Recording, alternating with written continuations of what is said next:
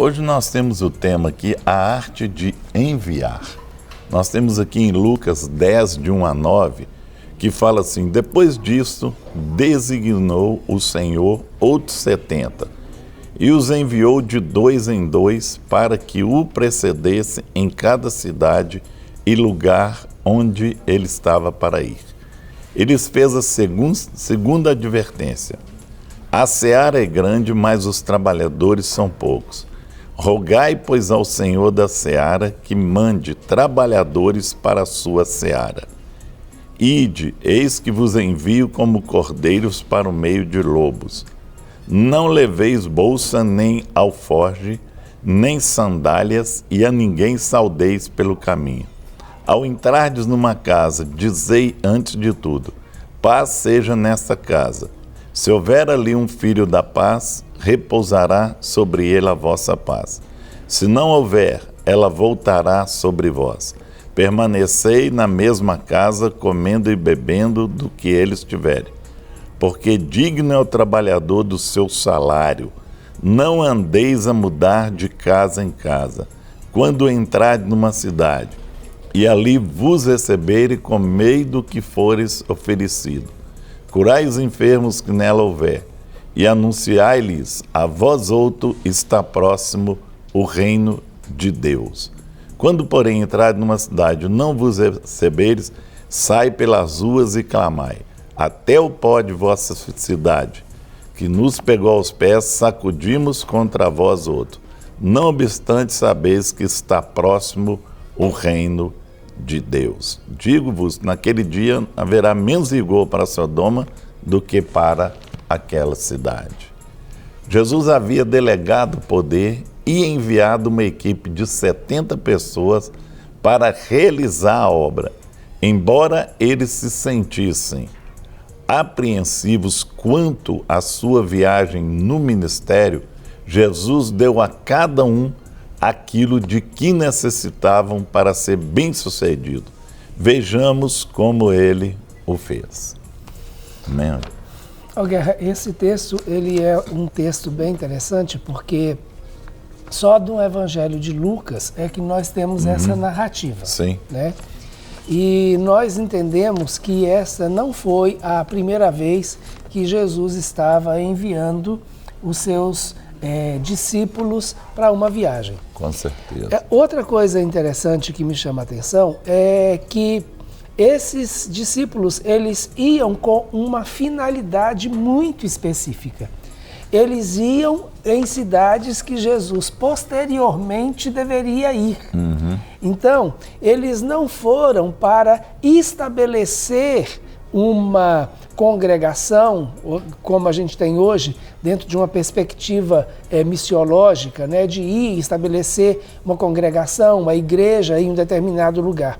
Mas eles foram antecipando, aí é como se eles fossem preparando o caminho para o Senhor. Né? Então, é muito interessante porque esta é o que nós poderíamos chamar hoje, dentro de uma visão de missões, de missão de curto prazo. Ela não é uma missão onde a pessoa vai e se estabelece e passa a morar no meio daquele povo, ali naquela cidade, e as pessoas se convertem, são discipuladas e cria uma igreja, né? E essa igreja vai sendo edificada ali na cidade. Não. Essa missão desses 70, ela era uma missão curta. Ela era uma missão bem específica, então seria o que a gente poderia hoje, né, chamar de missão de curto prazo, ou uma missão que não tem por objetivo a implantação, pelo menos naquele momento, de uma implantação de igreja. Poderia ser uma missão de preparação de caminho, uma missão de intercessão, uma missão, inclusive, de espias, não é? Sim, então, como, por exemplo, quando a gente olha o que Moisés e Josué, principalmente, fez, né? Mandando espias para Jericó, na realidade, o que ele estava fazendo era enviando pessoas para uma missão, e uma missão muito específica, que seria uma missão de espiar a terra, de sondar a terra. Quando Moisés enviou os 12, né, para fazer um mapeamento de Canaã, ele também mandou com essa visão, que também era uma visão de uma missão específica e uma missão com prazo para acabar, né? Então, ela tinha começo e tinha fim. Aí é algo extremamente relevante, porque o Senhor, ele diz duas coisas aí, que nós vamos discutir isso hoje no decorrer do programa, dentro dessa visão da arte de enviar, duas coisas que parecem ser antagônicas. A primeira é que ele diz que não deve levar alforge, nem bagagem, né? Até mesmo porque eles não estavam indo de mudança. Isso deve ficar muito claro. Sim. Né? Iam, mas voltariam. Iam, mas eles iriam voltar. Então não tinha necessidade de levar mala, de levar, né, as coisas, porque muitas vezes, e vale a pena às vezes a gente falar isso, porque algumas estruturas se baseiam nesse texto para mandar o missionário para um lugar somente com a passagem de ida. Não precisa nem voltar. Nem voltar. Então, manda só com a passagem de ida e fala que não é para levar nem alforge, nem nada. Né? Mas esquece até mesmo de acompanhar isso, né? Acompanhar a vida desse missionário que ela mesma enviou. Então, estou dizendo isso porque eu já vi isso acontecer e já vi isso acontecer mais de uma vez. Envia cheio de promessas e quando a pessoa está lá, ela não recebe nem sequer um e-mail da liderança que orou por ela e a enviou. Quanto mais o recurso financeiro para o sustento dela no campo. Então, não estou falando, infelizmente, eu não estou falando isso sem conhecimento. Já vi muitas situações desse tipo acontecer. Não envia nem e-mail, nem inteiro. Não, né? nem o e-mail. Gostei desse inteiro, Tá certo. Pior que isso mesmo. Não envia nem uma carta, nem um contra-cheque. Nada, não. É verdade. Mas é muito interessante a gente avaliar esse contexto do que Jesus está falando nesse momento. Por que parece antagônico? Porque logo no finalzinho desse mesmo texto, Jesus está dizendo que é digno o trabalhador do seu salário. Sim. Não é? Então, é um contexto, e Jesus não está sendo antagônico. Ele está dizendo claramente que o trabalhador que está sendo enviado, ele precisa ser suprido. Então, e se ele vai ficar numa cultura diferente, num lugar diferente, por um tempo indeterminado, né, para uma missão específica, mas de tempo indeterminado, de longo prazo, ele precisa ter esse sustento, né, e ver aí essa relação que é muito interessante. Então, a arte de enviar, todos nós somos enviados a algum lugar e a alguma coisa, porque todos nós temos uma missão, né? Então, a sua missão pode não ser uma missão transcultural. Você pode não ser enviado a uma outra nação, a um povo de uma língua diferente da sua, a uma outra cultura, que é isso que nós chamamos de transculturar, né? Uma missão transcultural ou um envio para uma outra cultura. Você pode estar sendo enviado para o seu próprio povo, não é? Como muitos profetas do Senhor foram enviados para o seu próprio povo. E aí, Gui? Nós temos aqui, ele os designou e os enviou, né? Designou e enviou eles lá. Né? É interessante 70. Que nesse versículo o Senhor designa eles, os 70 para ir, e aí ele faz as citações, né? Ou seja, não leva bolsa, não leva alforje, né? Não leva nada que cause peso nessa caminhada, né? E infelizmente a gente tem visto muita gente nessas caminhadas. Já saem, já que você citou a questão de serem enviados, né, para fora, muitas vezes já saem carregados de peso, de fardos, coisas não resolvidas, né? Outra emocionalmente, coisa, relacionalmente. Esse é um caso muito sério, Rogério.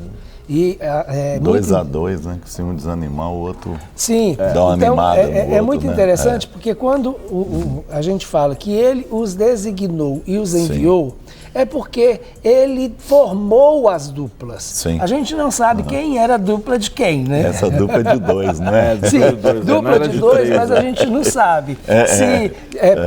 Quem estava com Pedro, quem estava com João, quem estava com né? Judas, a gente não sabe. Né? Até porque não eram só os 12, eram 70. 70, então, provavelmente, cada um dos 12 foi com um dos outros que a gente nem conhece. Né? Pelo menos o cara que foi com Judas ficou entendendo de dinheiro.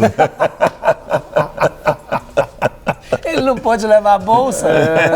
Não podia levar a bolsa forte, não podia levar nada. Deve ter sido duro para ele, né? Poder levar a bolsa.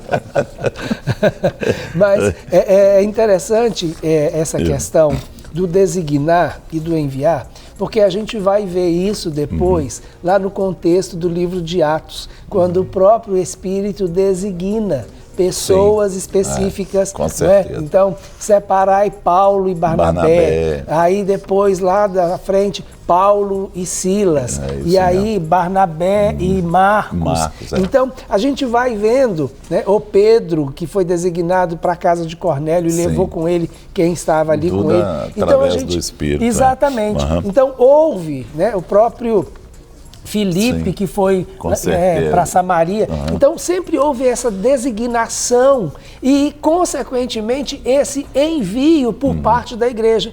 Porque a igreja entendia por parte do Espírito, porque o Espírito falava através dos profetas, né, igual é muito claro o texto de Atos, separai-me agora, né, fulano e fulano, e a igreja separava, orava, enviando. Então Jesus fez aquilo que é o papel da igreja, junto com o Espírito Santo de Deus, designando cada dupla para cada lugar, para cada cidade específica, e o enviou, e aí esse envio realmente vem junto com toda a questão da autoridade.